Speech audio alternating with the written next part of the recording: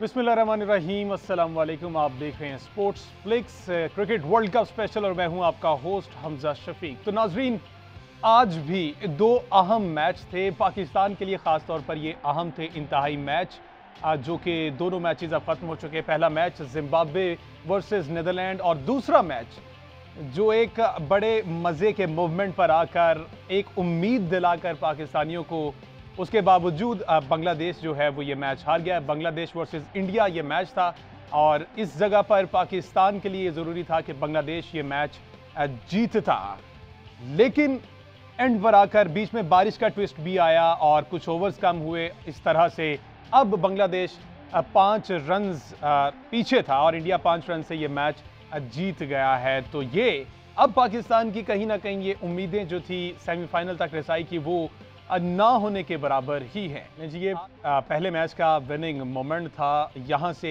एक उम्मीद जागी थी क्योंकि जो सिनेरियो से पाकिस्तान के सेमीफाइनल में क्वालिफाई करने के लिए, उसमें एक ये भी था कि जिम्बाब्वे अपने दोनों मैचेस जीते और ये नीदरलैंड ने पहला मैच आज जीत लिया था। जिम्बाब्वे को शिकस्त हुई, लेकिन बाद में बांग्लादेश जो है उसे भारत क्या तो शिकस्त होगी। इस तमाम तर मैच पर गुफ्तगू करने के लिए हमारे साथ मौजूद हैं फॉर्मर कैप्टन सलमान भट्ट साहब। हमें फ़ोन कॉल पर ज्वाइन किया। भट्ट साहब, अस्सलाम वालेकुम। वालेकुम अस्सलाम। सबसे पहले तो भट्ट साहब, तबीयत कैसी है आपकी? कुछ बुखार वगैरह चल रहा है? हमजा, आपकी आवाज नहीं आ रही मुझे। अच्छा, मैं तबीयत के बारे में पूछ रहा था कि तबीयत कुछ बहाल हुई है? भट्ट साहब को शायद आवाज़ का कोई मसला चल रहा है, उनकी आवाज़ नहीं जा रही। इस मैच पर हम बात करेंगे जो कि एक इम्पॉर्टेंट मैच था हमारे लिए।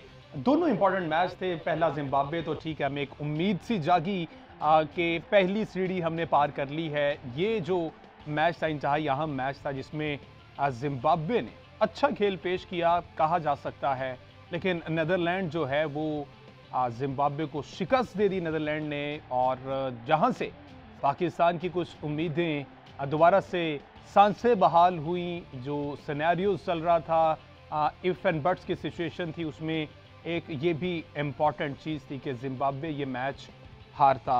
और जो कि शुरू में ये हमें अच्छा लगा जिस तरह से नीदरलैंड ने खेला। अगर उसकी बात की जाए तो 120 कर लिया, 18 ओवर में ये चेज़ कर लिया नीदरलैंड ने। 117 पे जिम्बाब्वे की ऑल टीम जो थी वो आउट हो गई। जिम्बाब्वे की जानिब से किसी ने भी कोई खातिर खा कारकर्दगी का मुजाहरा नहीं किया, मासवाए सिकंदर रज़ा जिन्होंने 24 गेंदों पर 40 रन बनाए, जिसमें 3 सिक्स भी शामिल हैं। Throughout the tournament Sikandar Raza बहुत जो हैं कारआमद साबित हुए जिम्बाब्वे के लिए।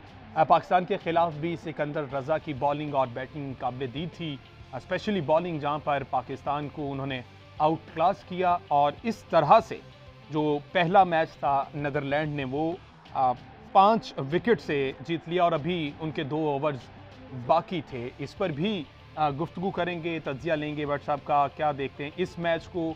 और फर्दर आगे जो अब ये दूसरा मैच हुआ बांग्लादेश वर्सेस इंडिया का, जो कि बारिश की नज़र भी हुआ, बीच में कुछ रोकना पड़ा मैच को और 184 किया था पहले इंडिया ने खेलते हुए, और अब डीएलएस मेथड के थ्रू जो है वो इंडिया 5 रन से जीत गया। सलमान भट्ट साहब, सुन पा रहे हैं आप मुझे? जी, आपकी आवाज आ रही है। जी। सलमान भट्ट साहब, क्या देखते हैं एक उम्मीद जगा कर, बीच में बारिश भी आई और जिस तरह से बंगालियों ने ये खेल पेश किया, लेकिन India at the and 5 run से जीत गया? देखिए, आज का जो मैच था, बांग्लादेश ने बहुत शानदार फाइट पुट अप की और हालांकि किसी की भी एक्सपेक्टेशन से ज्यादा अच्छा मैच खेला उन्होंने।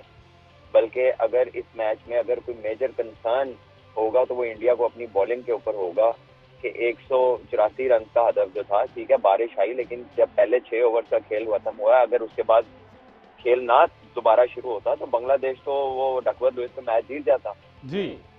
तो आई थिंक कि बांग्लादेश ने इस मैच में अपना बहुत अच्छा जो है ना शो किया कैरेक्टर, और बड़ी उन्होंने हार्ड फाइट दी है एक ऐसी टीम को जो कि कंटेंडर है वर्ल्ड कप की, जिसको बांग्लादेश के कप्तान ने खुद कहा कि जी ये तो वर्ल्ड कप जीतने आए हुए हैं। ये कल की बात, हाँ जी, बिल्कुल उनका स्टेटमेंट कल ये, सामने आया। हाँ, हालांकि ये बात एक मुखालिफ कप्तान नहीं कहता कि जी हम तो खेलने आए हैं, वो जीतने आए हैं, लेकिन जिस हिसाब से बांग्लादेश आज खेली है, आई थिंक इंडिया की बॉलिंग जो है वो काफी आज उसके लिए सवालात खड़े हुए हैं। लिटन दास की परफॉर्मेंस को किस तरह से देखते हैं? मैच बनाने वाले ही वही थे, बारिश से पहले भी और बारिश के बाद ग्राउंड गीला होने की वजह से शायद वो स्लिप हो रहे थे जिसकी वजह से रन आउट हुए। देखिए, एक एक्सेप्शनल थ्रो लगी है बहुत डिस्टेंस से, सीधी डायरेक्ट। अनफॉर्चुनेट है या कह ले आउटस्टैंडिंग फील्डिंग है, और लिटन दास इस टीम के बांग्लादेश के बेस्ट प्लेयर हैं, और वो इसी वजह से बेस्ट प्लेयर हैं कि बहुत टेक्निकली भी बहुत साउंड है और बहुत सारे शॉट्स भी हैं उनके पास। और उन्होंने जिस तरह आज बैटिंग की और जिस तरह उन्होंने अटैकिंग मोड में 180 प्लस की चेज में जिस तरह खेलना चाहिए एक टॉप क्लास प्लेयर को, उन्होंने दिखाया कि ये टॉप क्लास प्लेयर कैसा होता है। और आई थिंक बांग्लादेश की टीम में लिटन दास के कैलिबर का जो 2-3 पहले सीनियर प्लेयर थे वो क्रिकेट छोड़ गए, तो he is almost one person, ये और एक साकिब है जिनके इर्द गिर्द ये पूरी टीम घूमती है। जब ये अच्छा खेलते हैं तो पूरी टीम अच्छा खेलती है। So I think it was one of his outstanding knock. Shakib की आपने बात की, साकिब ने 12 गेंदों पर 13 बनाए, जहां पर उनकी जरूरत थी, वहीं पर जो कप्तान जी हैं वो टीम का साथ छोड़ गए। देखिए, टफ आस्क थी है, और स्पेशली जब बारिश आती है और रेन शॉर्टन गेम के अंदर जब बार बार टोटल रिवाइज होता है तो इतना इजी नहीं होता, क्योंकि आप भी बार बार जब बंद होता है खेल फिर शुरू होता है, उस अमल में आप जो सेट हुआ होता है बैट्समैन, ऑब्वियसली उसका भी इफेक्ट होता है रिदम। तो आई थिंक वो जो बारिश की वजह से मैच रुकना दोबारा स्टार्ट होना, वो बॉलिंग साइड की हमेशा फेवर में जाती है चीज most of the time. Bowling में क्या देखते हैं आप? अर्शदीप आज कुछ महंगे नजर आए, 4 ओवर्स में उन्होंने 38 रन दिए, जो कि एंड पर आकर मैच तकरीबन उन्हीं पर आ गया था। देखिए हमजा, जो एडिलेड का ग्राउंड है इसकी साइड वाली बाउंड्रियां छोटी, जी। और ये प्रोबेबली ऑस्ट्रेलिया का सबसे स्लो पिच है और तकरीबन एशियन पिचेस से मिलता जुलता है। इस पे बॉल ज्यादा तेज भी नहीं जाता, बहुत ज्यादा बाउंस भी नहीं है, तो यहाँ पर एशियन साइड हमेशा अच्छा खेलती है। अर्शदीप जो है ऑब्वियसली वो जिन विकेटों पे पेस एंड बाउंस था, जहाँ स्विंग मिल रहा था उधर उन्होंने बहुत अच्छी बॉलिंग की, लेकिन जहाँ पर पेस एंड बाउंस नहीं है वहाँ पर आज मुश्किलात हुई हैं उनको। और वो हमें पता है कि इंडिया की जो बॉलिंग है, इंडिया में भी जब अभी खेल रही थी साउथ अफ्रीका से T20 सीरीज में, तो जहाँ पर स्विंग नहीं मिलता था वहाँ पर इनकी स्ट्रगल होती है, स्पेशली डेथ बॉलिंग के अंदर भी। तो वो चीज़ दोबारा सामने आई है, और आई थिंक जनरली जहाँ बॉल स्विंग होता है अर्शदीप बड़े इफेक्टिव होते हैं और भुवनेश्वर भी, लेकिन ऐसी पिचेस पे मुश्किल हो जाती है। अच्छा, क्या समझते हैं बारिश के बाद विकेट पर कोई मॉइस्चर आया जिसकी वजह से बॉल स्विंग थोड़ा दिखाई दिया, आउटफील्ड गीला था, इसकी वजह भी कुछ हो सकती है बांग्लादेश के साथ में? एक जो नहीं, टेम्पो बना हुआ था। एज सच अगर ग्राउंड गीला हो तो बैटिंग साइड को फेवर मिलती है, बिकॉज गेंद गीला हो जाता है, तो मूवमेंट होने का तो उसके बाद कोई सवाल पैदा नहीं होता कि गेंद गीला हो जाए और बॉल मूव होना शुरू हो जाए। बॉल तो जितना ड्राई होता है वो उतना अच्छा होता है स्विंग होने के लिए। ठीक है। अच्छा, अब कल पाकिस्तान का साउथ अफ्रीका के साथ जो मैच है वो कहीं ना कहीं बेमानी सा मैच दिखाई दे रहा है, या अभी भी पाकिस्तान की कुछ उम्मीदें हैं? देखिए, सिनारियो तो आप बहुत सारे जो है ना प्रीएम्प्ट कर सकते हैं, पहले से सोच सकते हैं, लेकिन पाकिस्तान को अपना मैच जीतना चाहिए, one at a time. Pakistan अगर वर्स्ट कम वर्स्ट अगर नहीं भी मौका बनता तो पाकिस्तान एक अच्छे नोट पे साइन ऑफ तो कर सकता है वर्ल्ड कप से। जरूरी तो नहीं है कि अगर हमारी इब्तदा अच्छी नहीं हुई तो हम आखिर तक अच्छा ना खेलें। तो मेरा ख्याल है कि पाकिस्तान को पॉजिटिव रहना चाहिए और अपना दिलेरी से जो है ना खेलना चाहिए। और आई थिंक कि पाकिस्तान को एक लॉस जरूर हुआ है, जो फखर जमान बाहर हो गए हैं, जी जी। और वो एक ऐसे प्लेयर थे जो इन फॉर्म लगे जब उन्होंने पिछला मैच खेला, और वो जिस तरह की बॉलिंग साउथ अफ्रीका की है, स्क्वायर ऑफ द विकेट वो स्ट्रॉन्ग खेलते हैं, बट अगेन वो पूरे फिट नहीं थे और एक मैच उन्होंने लास्ट नहीं किया पूरा। तो ये बहुत सारे सवालात हैं जिसे आने वाले वक्त में क्रिकेट बोर्ड और जो मुतलका थिंक टैंक था या जो डिसीजन मेकर थे उनको इन बहुत सारी चीज़ों का जवाब देना पड़ेगा। अच्छा, फ़खर ज़मान का जैसा कि आपने कहा कि इंजर्ड है, उसकी जगह अब मोहम्मद हारिस को मौका देने के लिए जो है कुछ खबरें आ रही हैं। क्या समझते हैं मोहम्मद हारिस के पास किस तरह से ये अच्छी अपॉर्चुनिटी है? क्या वो परफॉर्म कर पाएंगे? देखें, बात यह है कि जो लेकर गए हैं ये लड़के उनमें तो बाहर वही बैट्समैन है, और आप देखें कि हालत यह है कि जिन लड़कों पे 2-3 साल से इन्वेस्ट किया, जिनके बारे में हम अपने शोज में कहते रहे कि ये मटेरियल नहीं है ऑस्ट्रेलिया में खेलने वाला, तो तब किसी ने सुनी नहीं। अब ये हालात हैं कि वो तीनों बेंच पे हैं और अगर रिप्लेसमेंट लानी है तो वो बाहर से ला रहे हैं। जो अंदर तीन बैठे हैं उनको नहीं खिलाने का सोच रहे, कह रहे हैं जो ट्रैवलिंग रिजर्व है उसमें से खिला लो।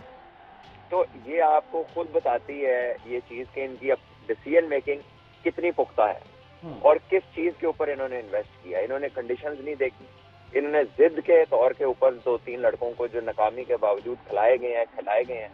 और अब हालत यह है कि हारिस को अगर इन्होंने खिलाना है, जो कि एक विकेट कीपर बैट्समैन है, प्रीडोमिनेटली वो बैट्समैन नहीं है, तो अगर उसको अंदर लाते हैं, टेल्स यू के जो बेंच स्ट्रेंथ है उसमें इनका बिल्कुल बिलीफ नहीं है।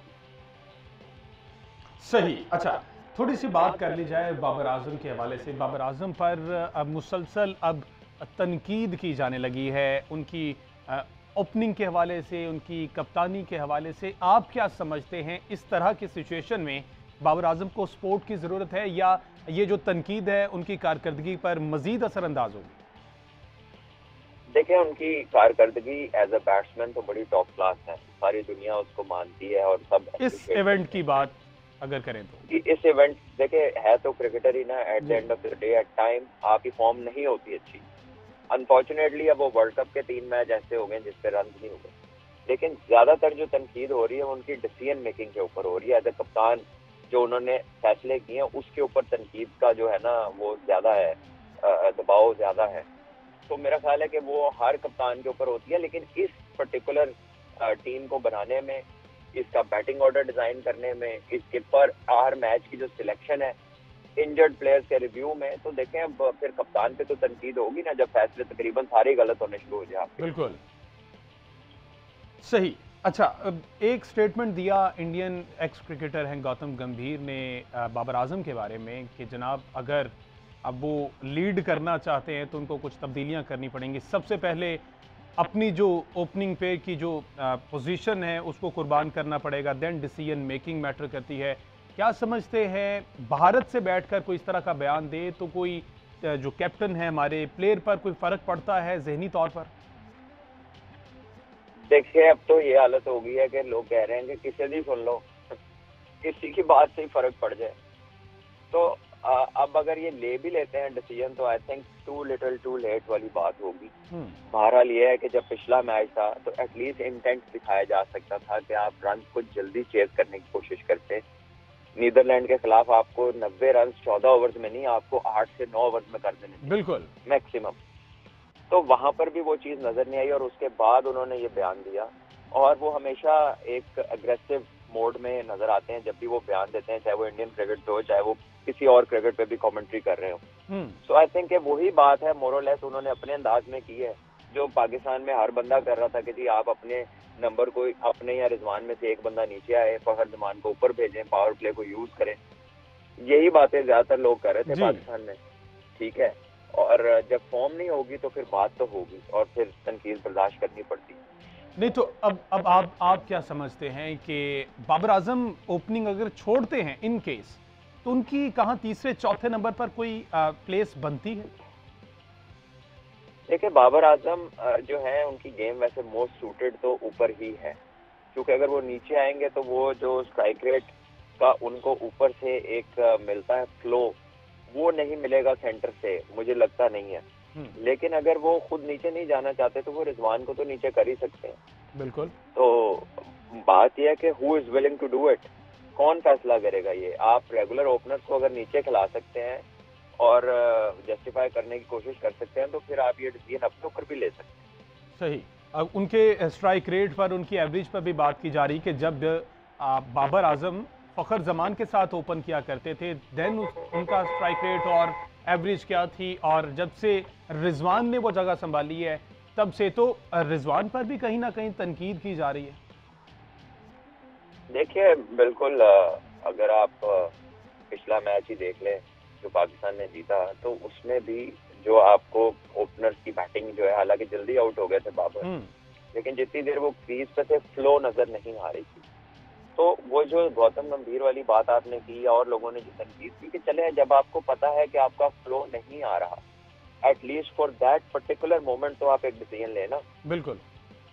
तो वहां पर भी जब उन्होंने नहीं लिया तो फिर हर एक को मौका मिलता है कि वो अपनी बात को जोर दे के और अग्रेसिवली करे। बिल्कुल। तो मेरा ख्याल है कि रॉन्ग डिसीजन मेकिंग उनकी है, और कोई टैक्टिकली बहुत बड़े कप्तान या सुपीरियर कप्तान तो वो नजर भी नहीं आए। तो आई थिंक ये वाली जो तनकीदें हैं ये तो अब उनके ऊपर होनी है और इसके लिए उन्हें तैयार रहना पड़ेगा। और देखते हैं आगे क्या होता है। डिसीजन पाकिस्तान हमेशा कप्तान पे आता है। मेकिंग की अगर बात की जाए, जो साबिक सीनियर खिलाड़ी हैं और बैनुल-अक़वामी खिलाड़ी भी हैं, अशरफ गिब्स की बात की जाए, वसीम अकरम की बात की जाए, इसके अलावा दीगर खिलाड़ी भी बारहा कह चुके हैं कि बाबर आजम किसी की भी सुनने को तैयार नहीं होते, चाहे वो PSL हो जाए या इस तरह के ICC के टूर्नामेंट हो जाए, बायलैटरल सीरीज हो जाए। अब वो एक तरफ तो ये अच्छी बात है कि बाबर आजम एक स्ट्रॉन्ग कैप्टन के तौर पर सामने आए हैं, किसी की मुदाखलत बर्दाश्त नहीं करते, लेकिन कहीं ना कहीं आप नहीं समझते कि उनको अब टीम मैनेजमेंट की या बाहर से जो बातें हो रही हैं उनको सुनना चाहिए डिसीजन मेकिंग के हवाले से? देखिए, अच्छी बात पिक करनी चाहिए, चाहे वो कोई भी कर रहा हो।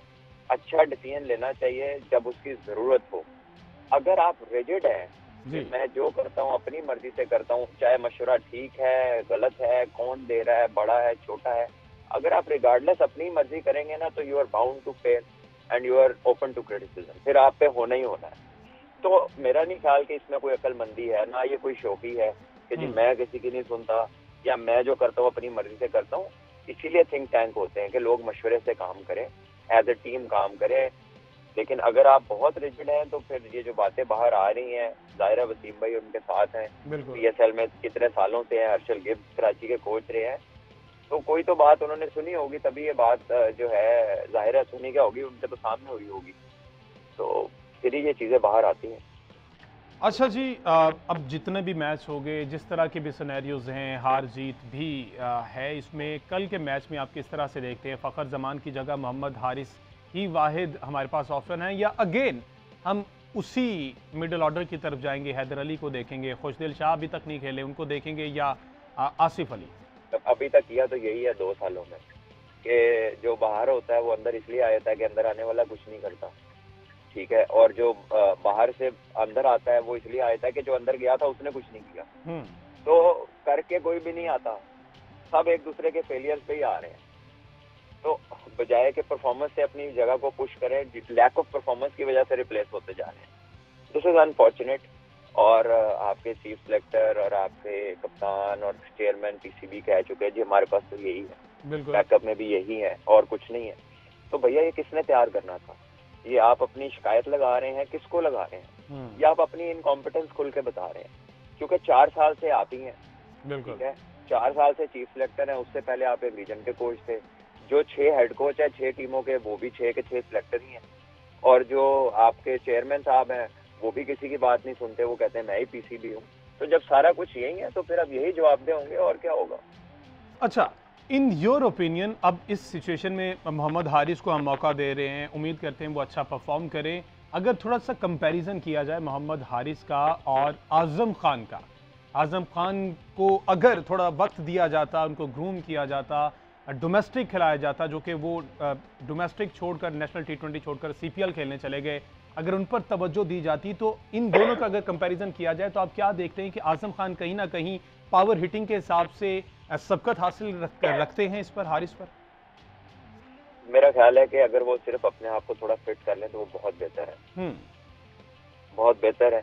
हारिस भी बहुत टैलेंटेड हैं, बड़े एजाइल हैं, बड़े क्विक हैं, इनोवेटिव हैं, दिलेर हैं, लेकिन ये क्वालिटीज दोनों में है। आजम के पास टाइम ज्यादा है बैटिंग करते हुए, और ये बड़ी एक रेयर क्वालिटी होती है, हर प्लेयर के अंदर नहीं होती, और ये ऐसी चीज नहीं है जो आप किसी को सिखा दें, ये नेचुरल एबिलिटी होती है। तो मैंने तो उसको जब पहली दफा सामने खेलते देखा था डोमेस्टिक में, तो मुझे लगा कि अगर ये अपने आप को थोड़ा फिट कर ले तो ये आराम से बाकी फॉर्मेट्स में भी खेल सकता है। सही। लेकिन अगेन ये प्लेयर के अपने डिसीजन पे है, वो कितना मोटिवेटेड है, वो कितना खेलना चाह रहा है, क्या फॉर्मेट खेलना चाह रहा है। अब असल में ये है ना कि लीग तो वैसे ही मिल जाती है, बिल्कुल, T10 T20, और पैसे भी अच्छे मिल जाते हैं, तो लोगों को ज्यादा स्ट्रगल करना नहीं पड़ता, उनको आसान जिंदगी में ही सारा कुछ मुयसर हो जाता है। तो इसलिए बड़े कम लोग हैं जो बड़ी हाईली मोटिवेटेड होते हैं, वरना इजी लाइफ लोगों को ज्यादा मिल रही है, वो एंजॉय कर रहे हैं सबके साथ। सही हो गया जी। अब आगे जो पाकिस्तान के 2 मैचेस हैं उन पर किस तरह से, किस कम्बिनेशन से जाना है, किस तरह से खेलना है, अपना नेट रन रेट बेहतर करना है कि शायद कहीं ना कोई चांस बन जाए। अभी पाकिस्तान तो पिछला मैच जीता है और तकरीबन टूर्नामेंट से बाहर दिखाई दे रहा है, लेकिन फैंस बहुत पुरजोश हैं। फैंस के लिए अभी तक तो ये टूर्नामेंट बड़ा अमेजिंग चल रहा है और आगे भी फैंस जो हैं वो क्रिकेट एंजॉय करेंगे। क्रिकेट का मकसद ये है कि फैंस को एंटरटेन किया।